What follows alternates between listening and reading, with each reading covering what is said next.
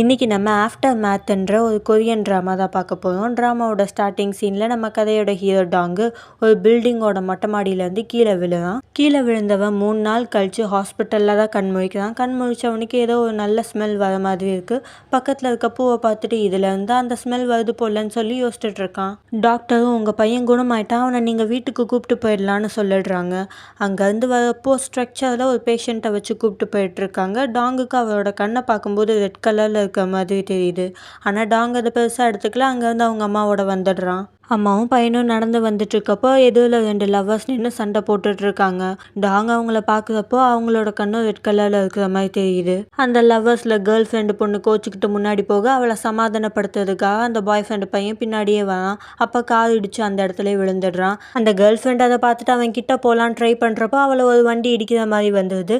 Tang தான் அந்த பொண்ணை பிடிச்சி இழுத்து காப்பாற்றுறான். அந்த பொண்ணோட பாய் ஃப்ரெண்ட் அந்த இடத்துல இறந்து போயிடுறான். டாங் அதை பார்த்து பயந்து போய் ஹாஸ்பிட்டலுக்கு ஓடி வந்து டாக்டர் கிட்ட இந்த மாதிரி எனக்கு சிலரோட கண்ணு மட்டும் ரெட் கலர்ல தெரியுதுன்னு சொல்ல, டாக்டர் புரியாம என்னப்பா சொல்றேன்னு சொல்லி கேட்க, அந்த டாக்டர் பேசும்போது டாங்க்கு ஏதோ கெட்ட ஸ்மெல் அடிக்கிற மாதிரி ஃபீல் ஆகுது. அந்த டாக்டரை பார்த்தா அவரோட வாயெல்லாம் ஏதோ நுர தள்ளின மாதிரி டாங்க்கு தெரியுது. அடுத்த செகண்டை பார்த்தா எல்லாமே நார்மலாக தெரியுது. அதை பார்த்து டாங் இன்னும் பயந்து போயிட்டு எனக்கு எல்லாம் சரியாயிடுச்சுன்னு நினைக்கிறேன், நான் வீட்டுக்கு போவேன்னு சொல்லிட்டு அங்கே வந்து ஓடி வந்துடுறான். வீட்டுக்கு வந்தால் ஹாஸ்பிட்டலில் வந்து அதே சென்ட் ஸ்மெல் டாங்க்கு வர மாதிரி இருக்கு. அம்மா கிட்ட ஹாஸ்பிட்டலில் அந்த ஃப்ளவர்ஸை வீட்டுக்கு எடுத்துகிட்டு வந்துட்டிங்களா, என்ன அதே ஸ்மெல் வருதேன்னு சொல்லி கேட்க, அம்மாவும் ஹாஸ்பிட்டலில் அந்த ஃப்ளவர்ஸ் ஃபேக்குப்பா, அது உண்மையான ஃப்ளவர்ஸே கிடையாதுன்னு சொல்கிறாங்க. எது ஃபேக்கான்னு சொல்லி டாங் யோசிச்சுட்டு இருக்கான்.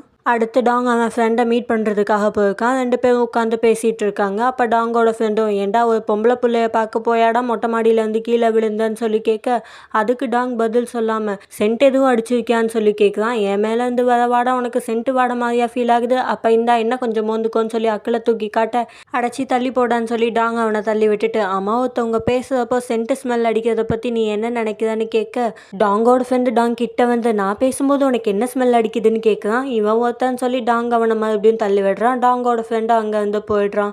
டாங்கு இதை பத்தி யோசிச்சுக்கிட்டே வந்துட்டு இருக்கான். அப்போ ஒருத்தர் குடிச்சிட்டு வந்து டாங்கை இடிச்சிட்டு போறாரு. அவரோட கண்ணை பார்க்கும்போது டாங்கு ரெட் கலர்ல தெரியுது. அவரும் அங்கேருந்து போயிடுறாரு. டாங்கு யோசிச்சுக்கிட்டே ஒரு 4 ஸ்டெப்பு எடுத்து வைப்பான். பின்னாடி வந்து சத்தம் கேட்குது. போய் பார்த்தா டாங்கை இடிச்சவர் இறந்து போய் கிடக்குறாரு. அதிகமாக குடிச்சதுனால இறந்துட்டாரு போல. இதுக்கப்புறம் நடக்க போகிறத பார்ட் 2ல பார்க்கலாம்.